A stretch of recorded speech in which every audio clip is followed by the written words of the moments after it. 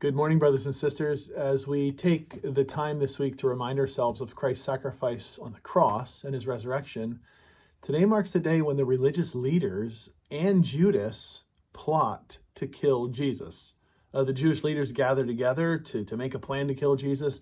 Judas then comes to them later and offers to give Jesus to them for a price, and the price is set at 30 pieces of silver. It was a sad day indeed, but a day that didn't catch Jesus by surprise. Nothing catches Jesus by surprise. Listen to Matthew chapter 26, verses 1 through 16. When Jesus had finished all these sayings, he said to his disciples, "You know that after 2 days the Passover is coming, and the Son of Man will be delivered up to be crucified." Then the chief priests and the elders of the people gathered in the palace of the high priest, whose name was Caiaphas, and plotted together in order to arrest Jesus by stealth and kill him. But they said, "Not during the feast, lest there be an uproar among the people." Now when Jesus was at Bethany in the house of Simon the leper, a woman came up to him with an alabaster flask of very expensive ointment, and she poured it on his head as he reclined at table. And when the disciples saw it, they were indignant, saying, "Why this waste? For this could have been sold for a large sum and given to the poor." But Jesus, aware of this, said to them, "Why do you trouble this woman? For she has done a beautiful thing to me. For you always have the poor with you, but you will not always have me. In pouring this ointment on my body, she has done it to prepare me for burial. Truly, I say to you, wherever the gospel is proclaimed in the whole world, what she has done will also be told in memory of her." Then one of the 12, whose name was Judas Iscariot, went to the chief priests and said, "What will you give me if I deliver him over to you?" And they paid him 30 pieces of silver.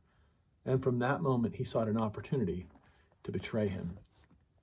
Our devotional this morning is actually from a children's devotional called Why Easter, published by Shepherd's Press. And it even comes with a picture. There's the picture for you. Let me read it for you. "Stop pushing," a boy said to his brother. "We can see Jesus from here." People crowded into the temple to hear Jesus teach. Thousands of people were in Jerusalem to celebrate the Passover. Where were all the religious leaders? They were in the palace of the high priest for a special meeting. How will we stop Jesus? The religious leaders wondered. They did not like it when Jesus was in the temple and felt that they were not in control when Jesus was teaching. They started to plan how to kill Jesus, but decided to wait until after the Passover crowds have left. The people would not like their plan. But God also had a plan. Jesus took his friends, the disciples, aside and told them that in 2 days he would be killed. Jesus had always slipped away before they could catch him. This time was different because it was time for Jesus to do what his Father had planned. The religious leaders thought they were in control of the plans for Jesus' death, but God was in control. Jesus knew the prophet Isaiah had described his death. God's power to carry out his plan is greater than man's power. God planned for Jesus to die to take the punishment for sin. God planned for Jesus to die at the Passover. And the truth is, Jesus knew about the plan all along, and he wasn't afraid of it. My fellow Christians, Jesus said in John chapter 10 that he came to lay down his life for us. But he also said that no one takes his life from him. He lays it down of his own accord. The religious leaders plotted against Jesus. Judas betrayed him for 30 pieces of silver. But we know what Peter said in Acts 2 and Acts 4 is true. They were only doing what God had predestined to take place.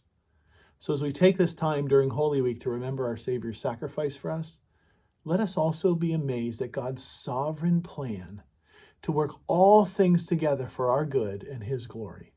If God can use the most heinous crime in all of human history to accomplish our salvation, he can use the difficulties we're going through during this time to accomplish good in our lives and glory for himself.